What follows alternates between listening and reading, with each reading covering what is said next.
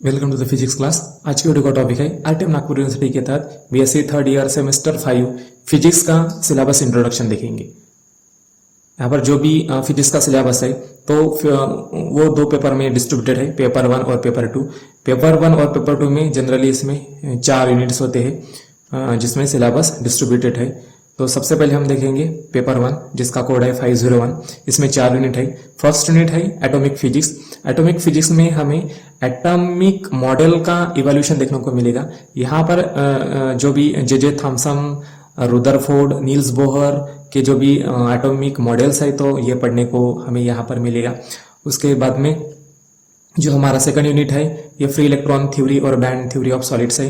तो यहाँ पर हम जो भी किसी भी जो मेटल्स होते हैं या मटेरियल्स होते हैं तो उनकी इलेक्ट्रिकल प्रॉपर्टीज और थर्मल प्रॉपर्टीज ये हम देखेंगे। और उसके बाद में जो भी कंडक्टर, इंसुलेटर और सेमीकंडक्टर्स होते हैं तो उनका बैंड गैप पे बेसिस पर जो भी डिस्ट्रीब्यूशन होगा तो वो हमें यहाँ पर पढ़ने को मिलेगा।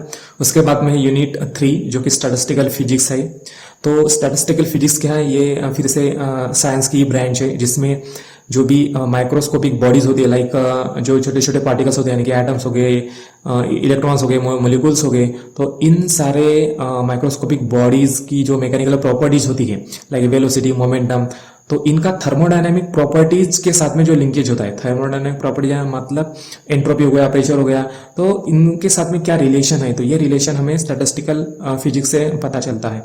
उसके बाद में यूनिट नंबर 4 जिसे स्टैटिस्टिकल फिजिक्स 2 है। तो इसमें क्या होगा कि जो भी क्लासिकल बॉडीज, माइक्रोस्कोपिक बॉडीज यानी कि जैसे गैस हो गई, एयर हो गई या पार्टिकल्स, मोलिक्यूल्स हो गए, ठीक है, तो इनकी स्टडी करने के लिए हम यहाँ पर मैक्सवेल बोसवेल डिस्ट्रीब्यूशन का यूज करने वाले हैं। उसके बाद में जो भी क्वांटम पार्टिकल्स है यानी कि बोसॉन हो गए या फर्मियंस हो गए, तो यानी कि जैसे इलेक्ट्रॉन, प्रोटॉन, न्यूट्रॉन, तो ये फर्मियंस है। और लाइट ये बोसॉन है। तो अगर बोसॉन की स्टडी करना है तो बोस आइंस्टाइन स्टैटिस्टिक का यहाँ पर हम स्टडी देखेंगे। उसके बाद में फर्मियंस जो होते हैं, इलेक्ट्रॉन हो गया, प्रोटॉन हो गया, न्यूट्रॉन हो गए, ये सब फर्मियंस है। तो इनकी स्टडी करने के लिए हम यहाँ पर फर्मी डायरेक्ट डिस्ट्रीब्यूशन एक अलग स्टडी यहाँ पर हमें देखने को मिलेगा। यूनिट नंबर 1 में हम एटॉमिक फिजिक्स का डिटेल में यहाँ पर पढ़ाई करेंगे। तो एटॉमिक फिजिक्स में सबसे पहले हमें बोर मॉडल पढ़ने को मिलेगा। बोर मॉडल के ऊपर में 2 बार क्वेश्चन पूछे गए हैं यूनिवर्सिटी की तरफ से एग्जाम में, और 3 बार न्यूमेरिकल भी पूछे गए हैं। इसमें बोर मैग्नेट्रॉन की वैल्यू आपको निकालनी होती है। तो बोर मैग्नेट्रॉन का मतलब क्या होता है कि अगर किसी एटम में सिंगल इलेक्ट्रॉन है तो सिंगल इलेक्ट्रॉन की वजह से जो भी मैग्नेटिक फील्ड डेवलप होगी तो वो एक बोर मैग्नेट्रॉन के बराबर होगी। तो ये बोर मैग्नेट्रॉन की वैल्यू होती है। तो क्वेश्चन पूछा गया है कि what is the bore atomic model and give its drawback. तो यहाँ पर जो बोर ने एक एटॉमिक मॉडल का एक प्रपोजल दिया था, तो उन्होंने कहा था कि जो भी न्यूक्लियस होता है तो वो सेंटर में होता है, उसका पॉजिटिव चार्ज होता है और उसके सराउंडिंग में इलेक्ट्रॉन्स रिवॉल्व करते रहते हैं इन सर्कुलर ऑर्बिट, ठीक है। और ये जो भी ऑर्बिटल्स है ये स्टेशनरी ऑर्बिट्स होते हैं, ऐसे बोर ने बताया था। तो इस मॉडल में भी बहुत सारे खामियां थी, ड्रॉबैक्स थे, ठीक है। तो उन ड्रॉबैक्स को फिर सोमरफील्ड ने फिर से इसे मॉडिफाइड किया एटॉमिक मॉडल को, और उन्होंने बताया कि जो भी इलेक्ट्रॉन्स होते हैं तो वो न्यूक्लियस के सराउंडिंग में सर्कुलर ऑर्बिट में ही रिवॉल्व करते हैं और साथ साथ इलिप्टिकल ऑर्बिट में भी रिवॉल्व करते हैं, ऐसे उन्होंने बताया। उसके बाद में वेक्टर एटम मॉडल को बनाया गया, और इस वेक्टर एटम मॉडल में 2 अजम्पशंस किए थे। इलेक्ट्रॉन का स्पिन, एक इलेक्ट्रॉन का जो स्पिन है वो ऑर्बिटल मोशन था और दूसरा उसका स्पिन मोशन यानी कि अपने खुद के एक्सिस पर घूमने का। तो ये जो वेक्टर एटम मॉडल है ये 3 डायमेंशनल मॉडल है। तो यहाँ पर आप देख पा सकते हो कि जो भी ऑर्बिटल्स है तो वो एक प्लेन में ना होकर 3 डायमेंशनली डिस्ट्रीब्यूटेड है। तो इस वेक्टर एटम मॉडल के ऊपर भी 4 बार यूनिवर्सिटी के तरह यहाँ से क्वेश्चन पूछा गया है। तो वेक्टर एटम मॉडल में क्या हुआ था कि जो भी इलेक्ट्रॉन्स है तो ये इलेक्ट्रॉन्स न्यूक्लियस के सराउंडिंग में रिवॉल्व करते रहते हैं ऑर्बिट्स में, और ये जो ऑर्बिट्स है ये ऑर्बिट्स कैसे टिल्टेड है, फिक्स एंगल में टिल्टेड है। इसलिए यहाँ पर कहा गया है कि जो ऑर्बिटल एंगुलर मोमेंटम क्या है ये क्वांटाइज है। ठीक है। उसके बाद में है इलेक्ट्रॉन का स्पिन। इलेक्ट्रॉन जब भी न्यूक्लियस के सराउंडिंग में रिवॉल्व करता है, साथ साथ अपने खुद के एक्सिस पर भी घूमता है, ठीक है। तो इसे स्पिन एंगुलर मोमेंटम कहा गया है और ये भी क्वांटाइज है। क्योंकि इलेक्ट्रॉन का जो स्पिन होगा, एक तो अपवर्ड होगा यानी कि पॉजिटिव स्पिन होगा, या फिर डाउनवर्ड निगेटिव स्पिन होगा। नेक्स्ट स्टर्न गार्लक एक्सपेरिमेंट यहाँ पे हमें पढ़ने को मिलेगा, जैसे और इसके ऊपर भी 2 बार क्वेश्चन पूछे गए और 1 बार न्यूमेरिकल पूछा गया था, जहाँ पर आपको मैग्नेटिक फील्ड ग्रेडियंट निकालना था। तो स्टर्न गार्लक एक्सपेरिमेंट क्या होता है कि इसमें जो अवन होता है, अवन में सिल्वर एटम रखा गया है। जब हम अवन को हीट करते हैं तो उसमें से जो भी सिल्वर बीम निकलता है, तो उसे स्लिट से गुजार कर मैग्नेटिक फील्ड के थ्रू उसे पास किया जाता है। और ये जो मैग्नेटिक फील्ड है, ये नॉन यूनिफॉर्म मैग्नेटिक फील्ड है, यानी कि वेरिंग मैग्नेटिक फील्ड है। तो अगर ऐसे वेरिंग मैग्नेटिक फील्ड में से हम इस सिल्वर बीम को पास यानी कि उसमें से भेजेंगे, ठीक है, तो क्या होगा कि यहाँ पे आप देख पा रहे होंगे कि जो स्क्रीन है उस पर एक स्प्लिट या फिर एक स्प्लिटिंग आपको दिख रही है, ठीक है। तो इससे कंक्लूजन नहीं हुआ कि जो भी इलेक्ट्रॉन्स है तो किसी को अप स्पिन है तो और किसी को डाउन स्पिन है, इसलिए हमें एक यहाँ पे स्प्लिटिंग मिली है। उसके बाद में क्वांटम नंबर आपको पढ़ने को मिलेगा। क्वांटम नंबर्स का मतलब होता है ये 4 नंबर्स होते हैं जिससे हमें इलेक्ट्रॉन की पोजीशन और उसकी एनर्जी किसी भी एटम में पता करवा सकते हैं। इसके ऊपर भी 4 बार क्वेश्चन पूछा गया है, 4-5 बार क्वेश्चन पूछा गया है। तो जनरली यहाँ पर 4 क्वांटम नंबर्स होते हैं। पहला है प्रिंसिपल क्वांटम नंबर, जिसे स्मॉल n से डिनोट किया गया है। और ये इस प्रिंसिपल क्वांटम नंबर से हमें एटम का शेप या साइज पता चलता है, ठीक है। तो उसके बाद में है orbital angular momentum quantum number, जिसे स्मॉल l से डिनोट किया गया है। Orbital angular momentum quantum number से हमें ये पता चलता है कि जो भी ऑर्बिटल है तो वो s ऑर्बिटल है, p ऑर्बिटल है या d ऑर्बिटल है।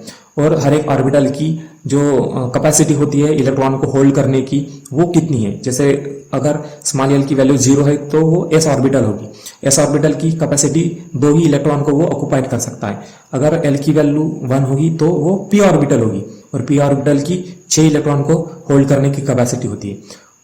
उसी तरह से जो l की वैल्यू 2 होगी तो वो d ऑर्बिटल होगी और उसकी 10 इलेक्ट्रॉन को होल्ड करने की कैपेसिटी होती है।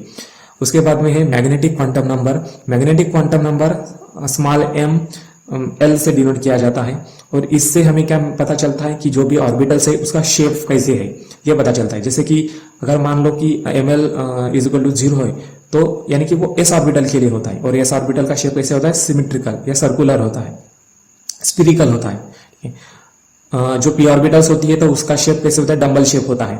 d ऑर्बिटल का डबल शेप होता है, ठीक है। उसके बाद में है स्पिन क्वांटम नंबर, जिसे ms से डिनोट किया गया है। स्पिन क्वांटम नंबर ये 2 तरह के हो सकते हैं, एक तो अप स्पिन हो सकता है या फिर डाउन स्पिन हो सकता है।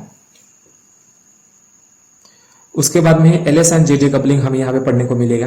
L का मतलब, कैपिटल L का मतलब क्या होता है कि ऑर्बिटल एंगुलर क्वांटम नंबर, और इसका मतलब होता है स्पिन एंगुलर क्वांटम नंबर। तो जब L यानी कि ऑर्बिटल एंगुलर क्वांटम नंबर और स्पिन एंगुलर क्वांटम नंबर जब दोनों मर्ज होंगे या कंबाइन होंगे तो उन्हें हम कपलिंग कहते हैं। उसी तरह JJ कपलिंग का मतलब होता है, J का मतलब होता है टोटल एंगुलर क्वांटम नंबर। जब 2 टोटल एंगुलर क्वांटम नंबर किसी भी एटम के, ठीक है, जब कंबाइन होते या मर्ज होते तो उसे हम JJ कपलिंग कहते हैं। इस पर भी 5 बार क्वेश्चन पूछा गया है, ये भी आपको पढ़ने को मिलेगा। उसके बाद में झिमन इफेक्ट।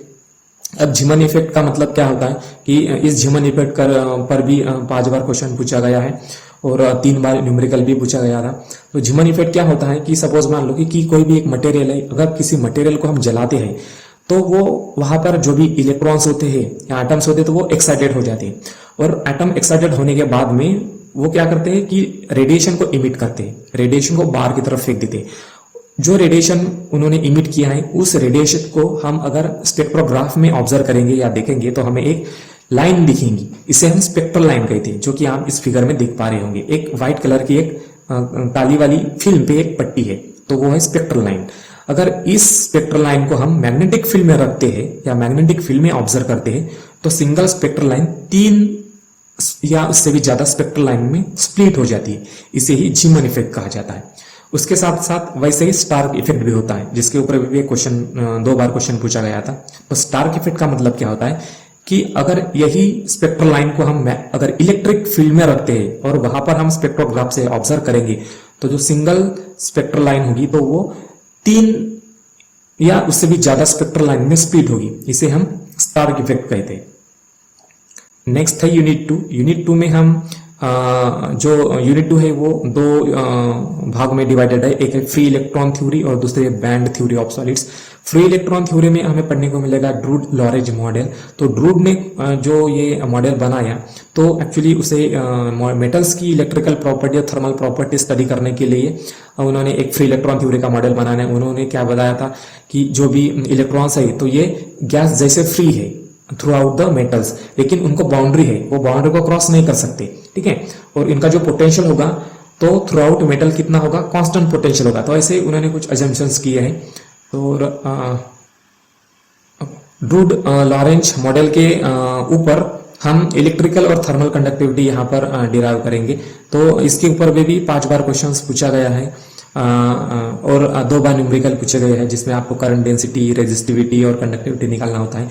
तो यहाँ पर ड्रूड लॉरेंज मॉडल के बेसिस पर हम यहाँ पर कंडक्टिविटी, किसी भी मेटल में कंडक्टिविटी कैसे होती है तो वो हमें यहाँ पर देखने को मिलेगा। और साथ साथ जो थर्मल हीट होती है या थर्मल कंडक्टिविटी होती है, तो थर्मल कंडक्टिविटी कैसे किसी भी मेटल में होती है, तो ये भी हमें यहाँ पर देखने को मिलेगा। उसके बाद में Fermi function and energy. Fermi function का मतलब क्या होता है, इस बार भी 2 बार क्वेश्चन पूछा गया था और 2 बार न्यूमेरिकल पूछा गया था, जिसमें आपको total number of free electron और फर्मी एनर्जी निकालना था। तो यहाँ पर देखो कि फर्मी फंक्शन क्या होता है कि हमें फर्मी फंक्शन किसी भी मेटल्स में, किसी भी मटेरियल्स में जो भी एनर्जी लेवल्स होते हैं, तो वो कितने फिलअप है और कितने खाली है, कितने एम्प्टी है, तो इसके बारे में फर्मी फंक्शन हमें बताता है और इसे एफ ऑफ इसे डिनोट किया जाता है। अब यहाँ पर नेक्स्ट है कि फर्मी एनर्जी क्या होती है। तो फर्मी एनर्जी का मतलब होता है कि अगर किसी मेटल या किसी मटेरियल का टेम्परेचर 0 केल्विन है, तो उस टेम्परेचर पे उसकी जो टॉप मोस्ट एनर्जी लेवल है, field up top most energy level, ठीक है। तो जो top most energy level field होगी इलेक्ट्रॉन से, उसे हम फर्मी एनर्जी कहते हैं। और फर्मी एनर्जी लेवल के बाद में जितने भी एनर्जी लेवल्स होंगे तो वो सभी एम्प्टी होंगे, यानी कि वैकेंट या खाली होंगे, ठीक है। तो सबसे आखिर में जो एनर्जी लेवल इलेक्ट्रॉन से फिलअप होगी या भरी हुई होगी इलेक्ट्रॉन से, उसे ही हम फर्मी एनर्जी कहते हैं, ठीक है। तो यहाँ पर आप देख पा रहे होंगे कि जो भी फर्मी एनर्जी लेवल्स है, तो जैसे 0 केल्विन होता है तो वहां पर आप देख पा रहे होंगे कि कंडक्शन बैंड जो होती है तो वो टोटली एम्प्टी है और वैलेंस बैंड टोटली फिलअप है, यानी कि वहां पर वैलेंस बैंड पे बहुत सारे इलेक्ट्रॉन्स है। जैसे जैसे हम टेम्परेचर बढ़ाते हैं तो ये जो फर्मी एनर्जी लेवल होती है तो वो अब शिफ्ट हो रही है टुवर्ड द कंडक्शन बैंड, और जैसे बहुत ज्यादा टेम्परेचर होता है तो कंडक्शन बैंड एकदम ओवरलैप हो जाती है toward the valence band in case of the metal.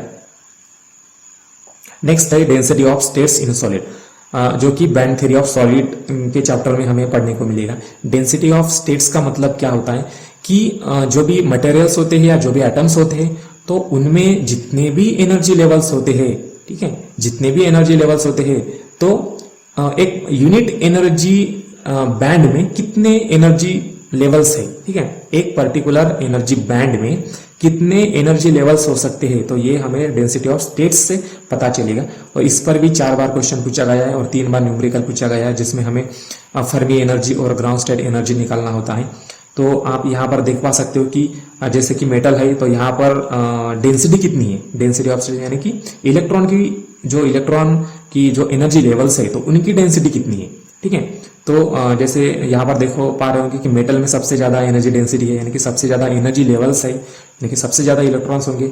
उसी तरह से जो इंसुलेटर है तो वहां पर जो एनर्जी डेंसिटी है तो वो कम है, ठीक है। नेक्स्ट है आपका हॉल इफेक्ट। अब हॉल इफेक्ट का मतलब क्या होता है कि जैसे ही एक सेमीकंडक्टर है, इसके ऊपर भी 4 बार क्वेश्चन पूछा गया और 3 बार न्यूमेरिकल पूछा गया, जिसमें आपको मोबिलिटी, चार्ज कैरियर की मोबिलिटी निकालना होता है और हॉल वोल्टेज निकालना होता है। तो हॉल इफेक्ट क्या होता है कि सपोज मान लो एक आपके पास में सेमीकंडक्टर है, सेमीकंडक्टर को अगर हम मैग्नेटिक फील्ड में रखेंगे, परपेंडिकुलर मैग्नेटिक फील्ड, और उस सेमीकंडक्टर में से हम करंट फ्लो करेंगे और वो जो करंट फ्लो होगा वो भी परपेंडिकुलर होगा मैग्नेटिक फील्ड को। तो ऐसे केस में क्या होगा कि जो परपेंडिकुलर फेसेस है, दूसरे परपेंडिकुलर फेसेस इस सेमीकंडक्टर के, तो वहां पर पोटेंशियल डेवलप होगा, ठीक है। तो उसे हम हॉल वोल्टेज कहते हैं, और यानी कि जो भी ये फेनोमेना है उसे हॉल इफेक्ट कहते हैं, ठीक है। तो ये भी हमें यहाँ पर पढ़ने को मिलेगा। नेक्स्ट है एनर्जी बैंड इन सॉलिड्स, जो कि इसके ऊपर 3 बार क्वेश्चन पूछा गया है, और 2 यहाँ पर पूछा गया है कि जैसे कि मेटल्स, इंसुलेटर और सेमीकंडक्टर्स होते हैं, तो उनको on the basis of band theory, यानी कि बैंड गैप के बेसिस पर आप कैसे उनको डिस्टिंग्विश कर सकते हैं, और होल जो होता है, होल का कंसेप्ट इन सेमीकंडक्टर क्या है, तो ये भी आपको बताना होता है। तो जैसे कि कंडक्टर, सेमीकंडक्टर और इंसुलेटर, ये 3 टाइप के मटेरियल्स होते हैं जनरली, ठीक है। तो कंडक्टर जो होते हैं, जैसे कि जो भी मेटल्स है, ऑल मेटल्स आर कंडक्टर, उनमें क्या होता है कि इलेक्ट्रॉन, यानी कि कंडक्टिविटी बहुत ज्यादा होती है, इलेक्ट्रिकल कंडक्टिविटी बहुत ज्यादा होती है। क्यों होती है? क्योंकि जो वैलेंस बैंड और कंडक्शन बैंड होती है, तो वो एक के ऊपर ओवरलैप होती है, ठीक है, यानी कि उसमें कुछ भी गैप नहीं होती है, नो बैंड गैप, इसलिए उसमें इलेक्ट्रॉन इजीली वैलेंस बैंड से कंडक्शन बैंड में जा सकते हैं, और उसमें इलेक्ट्रिकल कंडक्टिविटी इसलिए सबसे ज्यादा होती है। उसके बाद में सेमीकंडक्टर्स ऐसे मटेरियल्स है कि जिनमें क्या होती है कि जिनकी इलेक्ट्रिकल कंडक्टिविटी इंसुलेटर से ज्यादा होती है और कंडक्टर से कम होती है, क्योंकि उसमें गैप होती है, एक एनर्जी गैप होती है, एनर्जी बैंड होती है। तो वो एनर्जी बैंड कंडक्शन बैंड और वैलेंस बैंड के बीच में होती है। तो ये जो एनर्जी बैंड गैप होती है, तो ये क्या करती है, इलेक्ट्रॉन को कंडक्शन बैंड से वैलेंस बैंड की तरफ जाने से रोकती है, ठीक है। लेकिन अगर हम सफिशिएंट हीट एनर्जी या करंट सप्लाई कर देंगे वैलेंस बैंड को, तो क्या होगा कि जो भी इलेक्ट्रॉन्स है वैलेंस बैंड पे, तो वो एनर्जी को ऑब्जर्व कर लेंगे और जंप कर लेंगे कंडक्शन बैंड में, और इस तरह से इलेक्ट्रिकल कंडक्टिविटी सेमीकंडक्टर में फिर आपको दिखाई देगी। लेकिन इन केस ऑफ इंसुलेटर का मतलब ऐसा मटेरियल जिसमें करंट या इलेक्ट्रिसिटी पास ही नहीं हो सकती, ठीक है। क्यों? क्योंकि इसमें क्या होता है कि जो बैंड गैप होती है, तो वो बहुत बड़ी बैंड गैप होती है, यानी कि जो कंडक्शन बैंड और वैलेंस बैंड को सेपरेट करती है, वो बैंड गैप। तो बैंड गैप की वजह से क्या होता है कि वैलेंस बैंड में जो भी इलेक्ट्रॉन्स होते हैं, तो उनको कंडक्शन बैंड में जाने नहीं देते, ठीक है। इसलिए इंसुलेटर्स में जो इलेक्ट्रिकल कंडक्टिविटी होती है, तो वो बहुत ही निग्लिजिबल होती है या होती ही नहीं है, ठीक है। नेक्स्ट है आपका कंसेप्ट ऑफ होल। अब कंसेप्ट ऑफ होल का मतलब क्या है कि जो भी सेमीकंडक्टर्स होते हैं, तो उसमें जो वैलेंस बैंड होते हैं, वहां पे क्या होता है, इलेक्ट्रॉन होता है, और यानी कि इलेक्ट्रॉन होता है, बहुत सारे इलेक्ट्रॉन्स ऑक्युपाइड होते हैं एनर्जी लेवल्स में। लेकिन जब हम सेमीकंडक्टर को हीट सप्लाई करते हैं या फिर उनको करंट देते हैं या वोल्टेज सप्लाई करते हैं, तो क्या होता है कि जो भी इलेक्ट्रॉन्स वैलेंस बैंड में ऑक्युपाइड होते हैं, तो वो एब्जॉर्ब कर लेते हैं हीट को या फिर करंट को, और एक्साइटेड होकर वैलेंस बैंड कंडक्शन बैंड में चले जाती है। जैसे वो कंडक्शन बैंड में चले जाते हैं, तो जहां पर वो ऑक्युपाइड थे, वहां पर एक वैकेंसी बच जाती है, वैकेंसी रिमेन होती है या वैकेंसी छूट जाती है। तो उसी वैकेंसी को हम होल कहते हैं, जिसका चार्ज पॉजिटिव हम अज्यूम कर लेते हैं। तो ये भी आपको पढ़ने को मिलेगा। नेक्स्ट है यूनिट 3। अब यूनिट 3 में स्टैटिस्टिकल फिजिक्स आपको पढ़ने को मिलेगा। जैसे कि मैंने पहले बताया, स्टैटिस्टिकल फिजिक्स का मतलब क्या होता है कि एक साइंस की ब्रांच है जिसमें हम जो भी माइक्रोस्कोपिक बॉडीज होती है, लाइक जैसे एटम्स हो गए, मॉलिक्यूल्स हो गए, या और भी एलिमेंट्री पार्टिकल्स हो गए, तो इन जो माइक्रोस्कोपिक बॉडीज की जो मैकेनिकल प्रॉपर्टीज है, लाइक वेलोसिटी, मोमेंटम, तो इनका लिंक विथ थर्मोडायनामिक प्रॉपर्टी, यानी कि एंट्रोपी हो गया या फिर प्रेशर हो गया, तो ये रिलेशन बताता है स्टैटिस्टिकल फिजिक्स, ठीक है। तो ये हमें यहाँ पर पढ़ने को मिलेगा। और इसमें कुछ टर्मिनोलॉजी है, जैसे फेज स्पेस और गामा स्पेस, इसके ऊपर भी 3-4 बार क्वेश्चन पूछा गया है। तो फेज स्पेस और गामा स्पेस का मतलब क्या होता है कि सपोज मान लो कोई भी सिस्टम है, उसमें कोई भी पार्टिकल है, तो उस पार्टिकल की पोजीशन हमें पता करवाने के लिए कोऑर्डिनेट चाहिए, जिसे हम पोजीशन कोऑर्डिनेट कहते हैं या पोजीशन स्पेस कहते हैं। अगर हमें इस पार्टिकल का मोमेंटम पता करवाना है, तो हमें फिर से 3 पोजीशन मोमेंटम कोऑर्डिनेट चाहिए होता है, उसे हम मोमेंटम स्पेस कहते हैं। और कंबाइनली अगर पोजीशन और मोमेंटम दोनों चाहिए हमें किसी भी पार्टिकल के पता करवाने होंगे, तो उसे फेज स्पेस कहते हैं। ऐसे सिस्टम को फेज स्पेस कहते हैं। यहाँ पर आप फिगर में देख पा रहे होंगे कि अलग अलग, जैसे कि रियल एक स्पेस है जिसमें एक ऑसिलेट हो रहा है एक बॉडी, लेकिन उसी सिचुएशन को या एग्जाम्पल को हम फेज स्पेस में आप अगर देखोगे या ऑब्जर्व करोगे, तो आपको ऐसे दिखेगा कि एक बॉडी है वो, और एक ऑर्बिट में सर्कुलरली ऑर्बिट कर रही है, ठीक है, या रिवॉल्व कर रही है, ऐसे आपको दिखेगा। और भी अलग अलग फेज स्पेस में आपको मोशन, सेम मोशन अलग अलग फॉर्म में दिखेंगी। ठीक है, नेक्स्ट है बोल्ट्जमैन एंट्रोपी रिलेशन। तो इस बार भी 3 बार क्वेश्चन पूछा गया है। जैसे कि हमने इसके पहले भी पढ़ा था कि एंट्रोपी क्या होती है। एक्चुअली एंट्रोपी एक मीडियम है या एक ये क्या बताता है, ये रैंडमनेस को बताता है या डिसऑर्डरनेस को बताता है, यानी कि किसी भी मटेरियल में कितना डिसऑर्डरनेस आ गया या कितना उसमें डिफेक्ट या डिफॉल्ट आ गया। तो ये सारी चीजें हमें यहाँ पर एंट्रोपी से पता चलेगी। और किसी भी मटेरियल की जो एंट्रोपी है तो इसका प्रोबेबिलिटी के साथ में जो कनेक्शंस है, ठीक है, तो वो बोल्ट्जमैन ने यहाँ पर हमें बताया। तो ये भी हमें यहाँ पर देखने को मिलेगा या पढ़ने को मिलेगा। उसके बाद में एक्सेसिबल और इनएक्सेसिबल स्टेट्स, इसके ऊपर भी 3 बार क्वेश्चन पूछा गया है। एक्सेसिबल और इनएक्सेसिबल स्टेट्स का मतलब क्या होता है कि जैसे हम किसी सिस्टम को लिमिटेशंस दे देते हैं, ठीक है, तो उसके बाद में लिमिटेशंस देने के बाद में उसके कितने पॉसिबिलिटीज होते हैं वो स्टेट आने की, या कितने पॉसिबिलिटीज नहीं होते हैं। तो इसी के ऊपर यहाँ पर थोड़ा सा डिस्कशन आपको देखने को मिलेगा। उसके बाद में मैक्रोस्कोपिक और माइक्रोस्कोपिक, मैक्रो और माइक्रो स्टेट्स भी आपको देखने को डिटेल में मिलेगा। इसके ऊपर भी 4 बार क्वेश्चन पूछा गया और 4 बार न्यूमेरिकल पूछा गया है। तो यहाँ पर आप देख पा सकते हो कि मैक्रो स्टेट्स और माइक्रो स्टेट्स का मतलब क्या होता है कि जैसे एक कॉइन है, जैसे हेड होता है और टेल होता है, ठीक है, तो हेड टेल और टेल हेड कि ये क्या है, मैक्रो स्टेट्स है। ठीक है, हेड और टेल ये मैक्रो स्टेट्स है, लेकिन इसमें कितने 4 माइक्रो स्टेट्स आती है। जैसे कि यहाँ पर आप देख पा सकते हो हेड टेल हो गया, टेल हेड हो गया, हेड हेड हो गया और टेल टेल हो गया। इतने सारे चांसेस हो सकते हैं।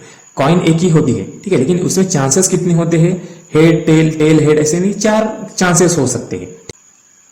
नेक्स्ट है आपका मैक्सवेल बोल्ट्जमैन डिस्ट्रीब्यूशन, जिस पर 4 बार क्वेश्चन पूछा गया है। यानी कि टोटल मिलाकर अगर आप देखोगे तो 6-7 बार यहाँ पर इसके ऊपर में, यानी कि मैक्सवेल बोल्ट्जमैन डिस्ट्रीब्यूशन के ऊपर में क्वेश्चन पूछा गया है। तो ये भी आपको देखने को मिलेगा, यहाँ पढ़ने को मिलेगा यहाँ पर। उसके बाद में है मोलिकुलर स्पीड डिस्ट्रीब्यूशन, इसके ऊपर भी 4 बार क्वेश्चन और 5 बार न्यूमेरिकल पूछा गया, जिसमें आपको मोस्ट प्रोबेबल स्पीड, यानी कि मैक्सिमम जो भी मोलिकुल्स होते हैं किसी भी सिस्टम में या एटम्स होते हैं, तो उनकी मैक्सिमम स्पीड कितनी हो सकती है या एवरेज स्पीड कितनी हो सकती है और उनका टेम्परेचर कितना हो सकता है। तो ये सारी चीजें हमें यहाँ पर देखने को मिलेगी। नेक्स्ट है यूनिट 4, जिसमें स्टैटिस्टिकल फिजिक्स 2 जिसे हम कहेंगे। उसमें सबसे पहले हमें पढ़ने को मिलेगा बोस-आइंस्टाइन स्टैटिस्टिक्स। तो उसके ऊपर भी 3 बार क्वेश्चन पूछा गया है। तो एक्चुअली बोस-आइंस्टाइन स्टैटिस्टिक्स हम उन्हीं क्वांटम पार्टिकल्स को अप्लाई कर सकते हैं जिनका स्पिन इंटीग्रल स्पिन होगा, यानी कि अगर किसी पार्टिकल का स्पिन 1, 2, 3, 4 इस तरह का होगा तो वैसे पार्टिकल को हम बोसॉन कहते हैं। या फिर सिंपल है कि ऐसे एटम्स जिसमें electron plus proton plus neutron तीनों का सम करने के बाद में अगर इवन आ रहा होगा सम, ठीक है, सम अगर इवन आ रहा होगा तो वैसे एटम्स को हम बोसॉन कहते हैं। ठीक है, और बोसॉन की स्टडी करने के लिए बोस-आइंस्टाइन स्टैटिस्टिक्स है, जिसे f ऑफ e से डिनोट किया गया है, इक्वल टू 1/e⁻⁻⁻1। ये फर्मी फंक्शन है। इस फर्मी फंक्शन की मदद से हम इस बोसॉन की स्टडी करेंगे यहाँ पर। नेक्स्ट है बोस-आइंस्टाइन कंडेंसेशन, इसके ऊपर भी 5 बार क्वेश्चन पूछा गया है एग्जाम में। तो बोस-आइंस्टाइन कंडेंसेशन क्या होता है कि सपोज मान लो कि बोसॉन है, यानी कि बोसॉन पार्टिकल्स है। अगर बोसॉन पार्टिकल्स की क्या होता है कि वो एक ही सिंगल एनर्जी लेवल पर भी वो रह सकते हैं। तो कब रहेंगे, जब हम उस सिस्टम का टेम्परेचर डिक्रीज करेंगे, यानी कि कम करेंगे। तो क्या होगा, जितने भी एटम्स होंगे, ठीक है, हर एक एटम की एक वेव फंक्शन होगा, अलग अलग वेव फंक्शन होगा, अलग अलग एनर्जी होगी, ठीक है। लेकिन जैसे जैसे हम टेम्परेचर डिक्रीज करते हैं तो क्या होता है कि जो भी इलेक्ट्रॉन्स होते, जो भी एटम्स होते हैं, तो वो एक ही एनर्जी लेवल पे आ जाते हैं, अकोमोडेट होते हैं, ऑक्युपाइड होते हैं, और उन हर एक एटम्स का एक ही वेव फंक्शन बन जाता है, जिसे हम बोस-आइंस्टाइन कंडेंसेशन कहते हैं। उसके बाद में प्लैंक्स रेडिएशन लॉ, जिसके ऊपर 3 बार क्वेश्चन पूछा गया है। नेक्स्ट है फर्मी एनर्जी, जिसे हमने पहले अभी भी पढ़ा है। फर्मी एनर्जी का मतलब क्या होता है कि 0 केल्विन डिग्री सेल्सियस पर किसी भी एटम में जो टॉप मोस्ट फील्ड इलेक्ट्रॉन से भरी हुई जो एनर्जी लेवल होगी, तो उसी को हम फर्मी एनर्जी कहेंगे। फर्मी एनर्जी के बाद में जितने भी एनर्जी लेवल्स होंगे तो वो सब भी खाली होंगे या वैकेंट होंगे। उसमें बाद में फर्मी डायरेक्ट डिस्ट्रीब्यूशन है, जिसके ऊपर में भी 3 से 5 बार क्वेश्चन पूछा गया। और 8 टाइम कंटिन्यूसली न्यूमेरिकल पूछा गया है, जिसमें हमको फर्मी एनर्जी, फर्मी टेम्परेचर, इस तरह के क्वांटिटीज आपको निकालना होते हैं। तो फर्मी डायरेक्ट डिस्ट्रीब्यूशन जो होता है तो ये जनरली फर्मियंस को ही अप्लाई होता है। फर्मियंस का मतलब ऐसे पार्टिकल्स, ऐसे क्वांटम पार्टिकल्स जिनका स्पिन हाफ इंटीग्रल होता है, यानी कि हाफ होगा, 1/2 होगा, 3/2 होगा, इस तरह से उनका स्पिन होगा। ठीक है, तो फर्मियंस का एग्जांपल अगर हम देखेंगे तो इसमें इलेक्ट्रॉन आएंगे, प्रोटॉन आएंगे, न्यूट्रॉन आएंगे। ठीक है, इनका स्पिन हाफ होता है, इसलिए इनको फर्मियंस कहा जाता है। और फर्मियंस क्या होता है कि इनकी जो एनर्जी लेवल्स होती है, एक एनर्जी लेवल्स पे हार्डली 2 ही फर्मियंस रह सकते हैं, यानी कि एक एनर्जी लेवल पे 2 इलेक्ट्रॉन रहते हैं, इस तरह से। ठीक है, तो इन सारे फर्मियंस की स्टडी करने के लिए आपको एक फर्मी फंक्शन है जिसे एफ ऑफ ई से डिनोट किया गया है, 1/e⁻⁰ से ये डिनोट किया गया है। ठीक है, नेक्स्ट है आपका कंपैरिजन। अब हमने जो भी डिस्ट्रीब्यूशन फंक्शन देखे यहाँ पे, मैक्सवेल बोल्ट्जमैन डिस्ट्रीब्यूशन फंक्शन जो कि क्लासिकल पार्टिकल के ऊपर अप्लाई करेंगे। उसके बाद में है बी डिस्ट्रीब्यूशन, यानी कि बोस-आइंस्टाइन डिस्ट्रीब्यूशन स्टैटिस्टिक्स। ठीक है, तो ये होगा। उसके बाद में फर्मी डायरेक्ट स्टैटिस्टिक्स। और तीनों में क्या डिफरेंस या क्या डिस्टिंग्विश कर सकते हैं, तो ये भी क्वेश्चन 3 बार पूछा गया है। नेक्स्ट है पेपर 2। पेपर 2 जिसका कोड है 502, तो इसमें है यूनिट नंबर 1 जिसका नाम है क्वांटम मैकेनिक्स 1।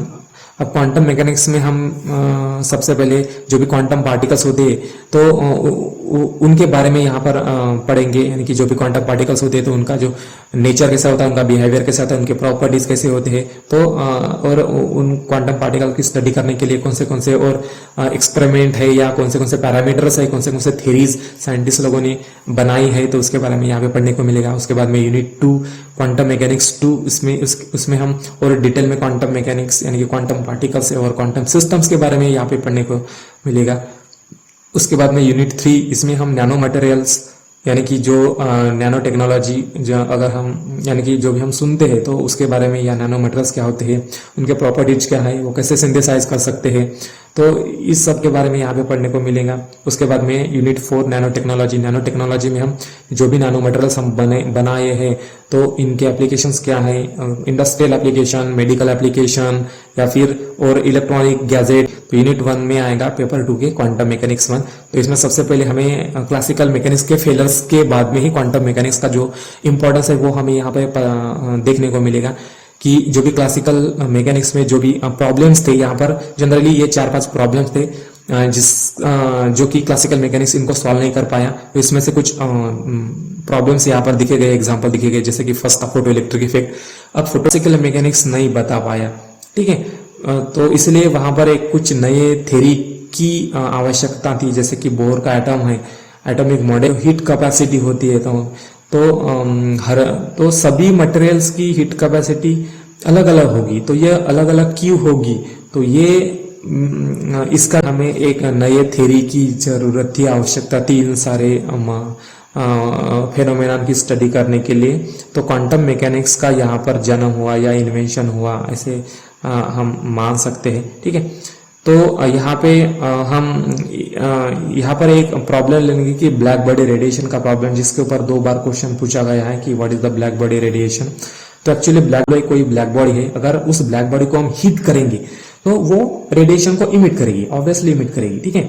तो जैसे जैसे वो हम सपोज मान लो कि जैसे कि ब्लैक बॉडी को 3000 केल्विन डिग्री का हमने टेम्परेचर दे दिया, ठीक है। तो क्या होगी कि वो ब्लैक बॉडी वेवलेंथ यानी कि जो रेडिएशन इमिट करेगी, ठीक है, तो उसकी इंटेंसिटी धीरे धीरे बढ़ेगी और कुछ टाइम के बाद में वो कम होगी, ठीक है। वैसे ही अगर उसका 6000 केल्विन डिग्री पर हमने उसका टेम्परेचर बढ़ाया तो फिर से क्या होगा, वो अलग कलर की वेवलेंथ या रेडिएशन इमिट करेगा और उसकी भी इंटेंसिटी धीरे धीरे बढ़ती जाएंगी और कुछ टाइम के बाद में वो भी डिक्रीज होंगी, ठीक है। फिर से अगर उसका 10,000 केल्विन डिग्री टेम्परेचर इतना बढ़ाते हैं तो वो एक अलग कलर की फ्रीक्वेंसी या वेवलेंथ इमिट करेगी, रेडिएशन इमिट करेगी।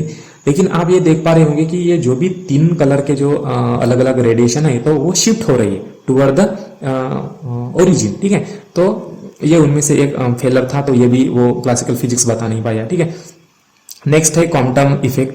तो क्वांटम इफेक्ट में क्या होता है कि जो भी एटम्स होता है, ठीक है, तो अगर हम एक्स रे जैसे रेडिएशन को एटम्स के ऊपर में बम्बार्ड कर देंगे तो क्या होगा कि ये जो रेडिएशन होगा तो ये पार्ट ऑफ एनर्जी अपनी अपने जो फोटोन के पास में जो भी एनर्जी होगी तो वो अपनी थोड़ी सी एनर्जी इलेक्ट्रॉन को दे देगा, ठीक है, इलेक्ट्रॉन को दे देगा और इलेक्ट्रॉन यहाँ से स्कैटर्ड आउट हो जाएगा, बाहर निकल के आ जाएगा, ठीक है। उसके बाद में क्या होगा कि जो भी फोटोन है वो भी बाहर निकल के आ जाएगा, उसे स्कैटर्ड फोटोन कहेंगे, और जो इलेक्ट्रॉन बाहर निकल के आ गया उसे स्कैटर्ड इलेक्ट्रॉन कहेंगे। तो फोटोन स्कैटर्ड होने के बाद में उसकी जो रेडिएशन होगा तो वो चेंज होगा, यानी कि कम होगा, उसकी जो एनर्जी होगी वो कम होगी। तो इसी को हम क्या कहते हैं, क्वांटम इफेक्ट कहते हैं, ठीक है। तो इसके ऊपर भी 2 बार क्वेश्चन पूछा गया और 4 बार न्यूमेरिकल पूछा गया है। नेक्स्ट है हमारा डी ब्रॉगली हाइपोथेसिस। अब डी ब्रॉगली हाइपोथेसिस के ऊपर भी 2 बार क्वेश्चन पूछा गया है और 3 बार न्यूमेरिकल आ गया था, ठीक है, आया था। तो डी ब्रॉगली हाइपोथेसिस क्या बताता है, डी ब्रॉगली ने हमें ये बताया कि जो भी मूविंग पार्टिकल्स होंगे, ठीक है, मूविंग मैटर होगा या जो भी मूविंग पार्टिकल्स होंगे तो उन सभी को वेव होगी, ठीक है। तो जितने भी पार्टिकल्स होंगे उनको एक वेव नेचर होगा, तो उसे ही डी ब्रॉगली वेव कहते हैं या फिर मैटर वेव कहते हैं। और उन्होंने एक रिलेशन भी दिया था lambda is equal to h/p का।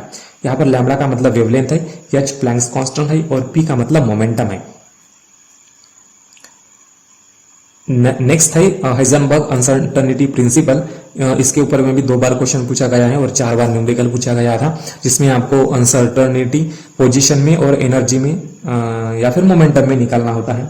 तो जनरली होता क्या है कि हाइजेनबर्ग अनसर्टेनिटी प्रिंसिपल में क्या बताया हाइजेनबर्ग ने कि सपोज मान लो कि कोई भी क्वांटम पार्टिकल है, अगर क्वांटम पार्टिकल की हम पोजीशन को एक्यूरेटली मेजर करना चाहेंगे, ठीक है, तो उसके साथ साथ हम उसकी वेलोसिटी को मेजर नहीं कर सकते, ठीक है। अगर हमें किसी क्वांटम पार्टिकल की अगर वेलोसिटी मेजर करना है एक्यूरेटली, तो उसी टाइम हम उसकी पोजीशन को एक्यूरेटली नहीं मेजर कर सकते, ठीक है। तो यही था हाइजेनबर्ग अनसर्टेनिटी प्रिंसिपल, यानी कि दोनों में से हम कोई एक एक्यूरेटली मेजर कर सकते हैं, दोनों at a time accurately measure नहीं कर सकते, ठीक है। तो यही हाइजेनबर्ग अनसर्टेनिटी प्रिंसिपल था और इसके ऊपर जो न्यूमेरिकल्स है, ठीक है, तो वो पूछे गए थे। नेक्स्ट है ग्रुप एंड फेज वेलोसिटी। इसके ऊपर में भी 2 बार क्वेश्चन पूछा गया था और 2-3 बार क्वेश्चन पूछा गया था आई थिंक। जनरली जो भी पार्टिकल होता है तो वो एक वेव पैकेट ही बनाता है। एक वेव पैकेट का मतलब एक पार्टिकल, ठीक है। तो अब यहाँ पर देखो ग्रुप वेलोसिटी और फेज वेलोसिटी का मतलब क्या होता है। फेज वेलोसिटी का मतलब एक सिंगल वेव।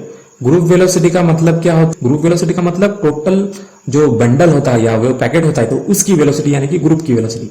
और फेज वेलोसिटी का मतलब एक सिंगल वेव की वेलोसिटी यानी कि फेज वेलोसिटी। नेक्स्ट है डेविस एंड जर्मर एक्सपेरिमेंट। इसके ऊपर में 3 बार क्वेश्चन पूछा गया था। नेक्स्ट है यूनिट 2 जिसमें क्वांटम मैकेनिक्स 2 हम डिटेल में पढ़ेंगे। इसमें था श्रोडिंगर वेव इक्वेशन। इसके ऊपर भी 2 बार क्वेश्चन पूछा गया था। तो इसमें श्रोडिंगर 2 टाइप के वेव इक्वेशन है, एक है टाइम इंडिपेंडेंट श्रोडिंगर इक्वेशन और एक है टाइम डिपेंडेंट श्रोडिंगर इक्वेशन। तो श्रोडिंगर वेव इक्वेशन हमें क्वांटम पार्टिकल्स के का जो नेचर क्वांटम पार्टिकल्स होते हैं तो उसे वेव के फॉर्म में रिप्रेजेंट करता है, ठीक है। तो इस श्रोडिंगर वेव इक्वेशन जो कि हमें यहाँ पर दिखा दिया गया है, तो श्रोडिंगर वेव इक्वेशन कैसे -ℏ² twice m del square psi of r यहाँ पर वेव फंक्शन है, ठीक है, प्लस v ऑफ आर यानी कि पोटेंशियल एनर्जी है is equal to E psi of r. E का मतलब टोटल एनर्जी है, ठीक है। तो उसके बाद में वेव फंक्शन है। तो वेव फंक्शन क्या होते हैं कि वेव फंक्शन का तो वैसे फिजिकल सिग्निफिकेंस होता नहीं है, लेकिन अगर वेव फंक्शन का हम स्क्वायर करते हैं, ठीक है, तो वो हमें क्या बताता है कि डेंसिटी बताती है। किसी भी टाइम में इलेक्ट्रॉन कहां पर होगा इसकी प्रोबेबिलिटी हमें इससे वेव फंक्शन की स्क्वायर कर लिया, ठीक है, तो उससे हमें पता चल सकता है। उसमें है क्वांटम ऑपरेटर्स। अब यहाँ पर भी 3 बार क्वेश्चन पूछा गया है और क्वांटम ऑपरेटर्स का क्या मतलब होता है। तो यहाँ पर मोमेंटम ऑपरेटर, एनर्जी ऑपरेटर, ऐसे ऑपरेटर्स होते हैं। तो ऑपरेटर्स का मतलब क्या होता है कि जो वेव फंक्शन के ऊपर में ऑपरेट करेंगे उसके बाद में कुछ भी हमें एक आउटपुट मिलेगा दैट विल बी रियलिस्टिक। तो वैसे ऑपरेटर्स को हम क्वांटम ऑपरेटर्स कहते हैं, क्योंकि ये क्वांटम पार्टिकल्स के लिए हम यूज करते हैं, उनकी स्टडी करें। तो ये भी हमें डिटेल में पढ़ने को मिलेगा। उसके बाद में eigen values and eigen function. तो आइगन वैल्यूज और आइगन फंक्शन के ऊपर में भी 4 बार क्वेश्चन पूछा गया है। तो जैसे ही हम किसी भी फंक्शन के ऊपर में ऑपरेटर्स क्वांटम ऑपरेटर्स ऑपरेट करते हैं तो हमें कुछ आखिर में जब उनको सॉल्व करेंगे तो हमें एक वैल्यूज मिलेंगे, रियल वैल्यूज मिलेंगे। तो वो क्वांटम पार्टिकल्स की एनर्जी को वो बताएंगे, एनर्जी की वैल्यू को बताएंगे, यानी कि जो एनर्जी स्टेट होगी तो उसकी वैल्यू को बताएंगे। ठीक है, नेक्स्ट है free particle in 1D and 3D box. इसके ऊपर 2 बार क्वेश्चन और 5 बार न्यूमेरिकल पूछा गया था, जिसमें हमें किसी भी जो 1 डायमेंशनल और 3 डायमेंशनल बॉक्स होता है तो उसमें जो भी पार्टिकल है अगर वो फ्री पार्टिकल है तो उसकी ग्राउंड स्टेट एनर्जी क्या होगी, उसकी फर्स्ट एक्साइटेड स्टेट या सेकंड एक्साइटेड स्टेट एनर्जी क्या होगी। तो ये हम जो श्रोडिंगर वेव इक्वेशन है तो इसको एनर्जी ऑपरेटर लगाकर हम ये भी निकाल सकते हैं। इसके ऊपर भी 5 बार न्यूमेरिकल पूछा गया है। नेक्स्ट है डिग्री ऑफ डिजेनरेसी, जिसके ऊपर 3 बार क्वेश्चन पूछा गया था। ठीक है, यानी कि कोई भी एनर्जी लेवल है तो वो एनर्जी लेवल क्या होती है कि स्प्लिट हो जाती है। ठीक है, स्प्लिट हो जाती है, और जब भी वो स्प्लिट होगी तो तीनों की जो एनर्जी लेवल होगी तो वो सेम ही होगी। ठीक है, इसी को हम डिग्री ऑफ डिजेनरेसी कहते हैं। नेक्स्ट है यूनिट 3, जिसमें नैनो मटेरियल्स के बारे में पढ़ेंगे। तो नैनो मटेरियल्स क्या है कि जैसे कि जो भी मटेरियल्स होते हैं तो नैनो मटेरियल्स का मतलब इन मटेरियल का साइज नैनो लेवल में होता है। नैनो का मतलब 1 नैनोमीटर का मतलब 10⁻⁻⁹ मीटर होता है। यानी कि जो भी आइटम्स होते हैं या जो भी मॉलिक्यूल्स होते हैं तो इनका साइज जनरली नैनो लेवल पे होता है। तो नैनो मटेरियल्स में यानी कि इस यूनिट में हमें नैनो साइंस और नैनो टेक्नोलॉजी के बारे में पढ़ने को मिलेगा। तो नैनो साइंस और नैनो टेक्नोलॉजी जनरली अगर आपने ये मूवी में देखा होगा कि यहाँ पर नैनो टेक्नोलॉजी का एक उन्होंने बताया था कि ये जो सूट है इनका आयरन मैन का तो ये नैनो टेक्नोलॉजी से बनाया गया है। तो इसका मतलब क्या है कि जो नैनो टेक्नोलॉजी है तो ये कितनी एडवांस है या कितनी पावरफुल है, तो यहाँ पर हमें देखने को मिलेगा। जैसे कि देखो क्या होता है कि जो भी मटेरियल्स होते हैं तो जैसे जैसे हम किसी भी 3 डायमेंशनल बॉडी तो उसमें कितनी 3 डायमेंशंस होते हैं। ठीक है, इसे 3 डायमेंशनल कहा जाता है। तो रिडक्शन ऑफ डायमेंशन में भी जैसे 1 डायमेंशनल, 0 डायमेंशनल, 2 डायमेंशनल और 3 डायमेंशनल बॉडीज होते हैं। ठीक है, इसके ऊपर भी 3 बार क्वेश्चन पूछा गया है। और हम डिफरेंशिएट भी पूछा गया है कि बल्क मटेरियल और नैनो मटेरियल में कैसे डिफरेंशिएट कर सकती है। बल्क मटेरियल का मतलब होता है कि जैसे 3 डायमेंशनल बॉडीज, ठीक है, इन्हें हम बल्क मटेरियल जैसे पत्थर हो गया या डस्टर हो गया, टेबल हो गया, फैन हो गया, ये बल्क की बॉडीज होगी। ठीक है, और 2 डायमेंशनल बॉडीज का मतलब क्या है, थिन फिल्म हो गई, प्लेट्स हो गए, लेयर्स हो गया, स्लाइसेस हो गया, यानी कि जैसे एक पेज हो गया, किसी भी पेपर का पेज, तो वो क्या है 2 डायमेंशनल बॉडी है। 1 डायमेंशनल बॉडी का मतलब क्या होता है, जैसे हमारे बाल है। ठीक है, हमारे जो बाल है या जो धागा होता है या ठीक है, तो वो क्या है 1 डायमेंशनल। जो रस्सी होती है तो वो 1 डायमेंशनल होती है। ठीक है, उसके बाद में 0 डायमेंशन। 0 डायमेंशन का मतलब क्या होता है, नैनोस्पोर्स या फिर क्लस्टर्स। ठीक है, इसके ऊपर में भी क्वेश्चन पूछा गया है। नेक्स्ट है सरफेस टू वॉल्यूम रेशियो। तो इसके ऊपर भी 3 बार क्वेश्चन पूछा गया था और 9 टाइम्स न्यूमेरिकल एवरी टाइम्स पूछा गया था यूनिवर्सिटी के एग्जाम में, जिसमें आपको सरफेस टू वॉल्यूम रेशियो निकालना होता है किसी भी नैनो क्यूब्स का या नैनो स्पेयर्स का। जैसे साइज हम छोटा छोटा करते आते हैं किसी भी पार्टिकल का, तो क्या होता है कि जो भी सरफेस एरिया होता है तो वो ज्यादा अवेलेबल होता है और उसका जो वॉल्यूम होता है वो धीरे धीरे कम होता जाता है। ठीक है, तो इसलिए जो सरफेस टू वॉल्यूम रेशियो होता है तो वो बढ़ते जाता है। जैसे जैसे सरफेस टू वॉल्यूम रेशियो बढ़ते जाएगा तो मैक्सिमम पार्टिकल्स अवेलेबल होंगे। ठीक है, जितने ज्यादा पार्टिकल्स अवेलेबल होंगे तो उतने ज्यादा इफेक्टिव होगा वो मटेरियल। ठीक है, तो इसलिए नैनो मटेरियल्स का जो सरफेस टू वॉल्यूम रेशियो होता है वो हाईएस्ट होता है, इसलिए वो ज्यादा इफेक्टिव होते हैं और ज्यादा प्रोडक्टिव होते हैं। नेक्स्ट है नैनो मटेरियल मॉर्फोलॉजी, जिसके ऊपर 2 बार क्वेश्चन पूछा गया था। तो यहाँ पर कुछ नैनो मटेरियल्स के मॉर्फोलॉजी दिए गए हैं। ठीक है, नेक्स्ट है top down and bottom up approach. तो इसके ऊपर भी 5 बार क्वेश्चन पूछा गया था। तो एक्चुअली ये सिंथेसिस मेथड्स है। जैसे अगर हमें नैनो मटेरियल्स बनाने होते हैं तो यहाँ पर 2 टाइप के मेथड्स है। तो हम टॉप डाउन सिंथेसिस अप्लाई कर सकते हैं या फिर बॉटम अप सिंथेसिस अप्लाई कर सकते हैं। टॉप डाउन सिंथेसिस का मतलब क्या होता है कि एक बड़ा कुछ तो मटेरियल है, उसको तोड़कर यानी कि उसके पीसेस बनाकर हम छोटे साइज तक पहुंच जाएंगे, यानी कि नैनो साइज तक उसके टुकड़े करते जाएंगे तो उसको तोड़कर ये होता है टॉप डाउन, यानी कि टॉप से डाउन तक, ठीक है। यानी कि कोई बड़े बड़े पत्थर है, पत्थर को हम क्या करेंगे, जो ग्राइंडर होता है उसमें पीस कर उसका पाउडर बनाएंगे, तो ये टॉप डाउन सिंथेसिस मेथड होगी। अब बॉटम अप सिंथेसिस मेथड क्या होता है कि हम क्या करेंगे, एक किसी पाउडर लेंगे, ठीक है, जो कि पहले ही एकदम माइक्रो लेवल पर है, उसे डिसॉल्व करेंगे किसी लिक्विड में। अगर डिसॉल्व करेंगे तो क्या होगा, वो एटम और मॉलिक्यूलर लेवल पे आ जाएंगे फिर, ठीक है। और उनमें जो रिएक्शन होगी तो वो एटम और मॉलिक्यूलर लेवल पे ही होंगी, ठीक है। उसके बाद में क्या होंगे कि जो एटम्स और मॉलिक्यूल्स हैं तो वो एक दूसरे के साथ में मिलकर या बॉन्डिंग बनाकर वो एक बड़ी सी ज्योमेट्री बनाएंगे या बड़ा एक मटेरियल बनाएंगे या एक बड़ा एक क्लस्टर बनाएंगे। उसके बाद में नैनो मटेरियल्स बनेंगे। तो ये बॉटम अप क्या होता है, छोटे से बड़े की तरफ, यानी कि छोटे छोटे एटम्स को मिलाकर हम नैनो मटेरियल्स बनाते हैं, जिसे हम बॉटम अप सिंथेसिस मेथड कहते हैं, ठीक है। उसके बाद में है कि नैनो मटेरियल्स की जो भी प्रॉपर्टीज है उसके ऊपर भी 6 से 7 बार क्वेश्चन पूछा गया था अलग अलग, यानी कि इसमें आपको उनके केमिकल, फिजिकल और ऑप्टिकल और इलेक्ट्रिकल प्रॉपर्टीज बताने थे, ठीक है। ये 2-2 मार्क के लिए, 2.5 मार्क के लिए क्वेश्चन पूछता है। तो जैसे नेक्स्ट है यूनिट 4, जिसे हमें नैनो टेक्नोलॉजी के बारे में पढ़ेंगे।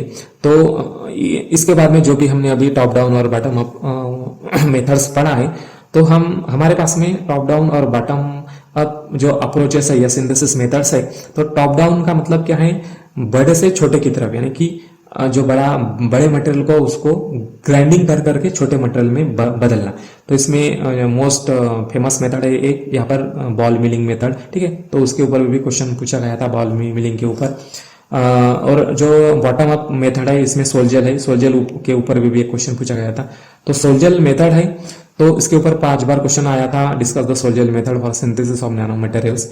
तो सोल्जल मेथड क्या होती है कि इसमें सबसे पहले जो भी मटेरियल आपको बनाना होता है, तो सबसे पहले जैसे यहाँ पर उसका पाउडर लिया जाता है, उसे डिसॉल्व कर दिया जाता है।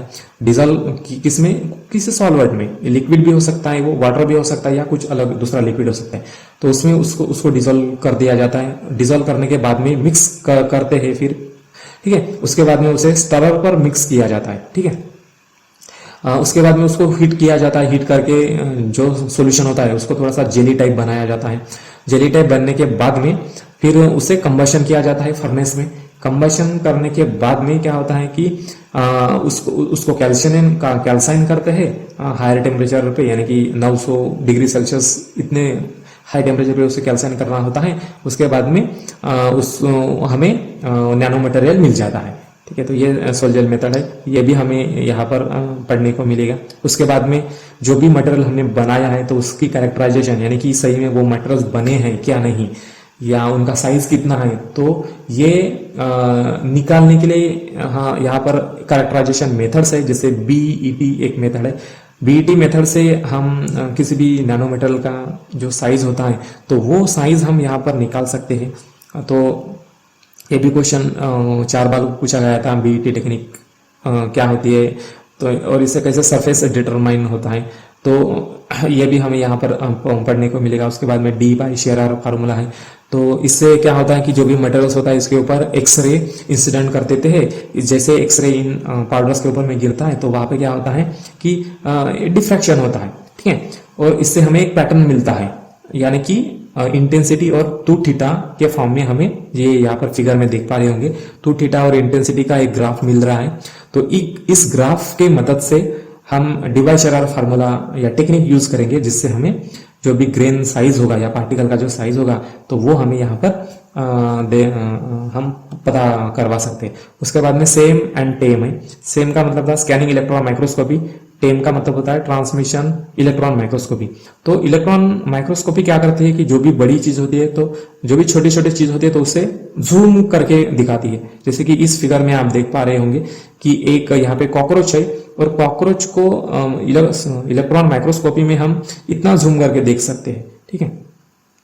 तो यहाँ पर इस टोटल यानी कि सेम यानी कि स्कैनिंग इलेक्ट्रॉन माइक्रोस्कोपी और ट्रांसमिशन इलेक्ट्रॉन माइक्रोस्कोपी का जो भी वर्किंग है या जो भी प्रोसेस है तो वो हमें यहाँ पर देखने को मिलेगा। जिसके ऊपर 3 बार क्वेश्चन पूछा गया है और 5 बार ट्रांसमिशन इलेक्ट्रॉन माइक्रोस्कोपी के ऊपर भी क्वेश्चन पूछा गया है।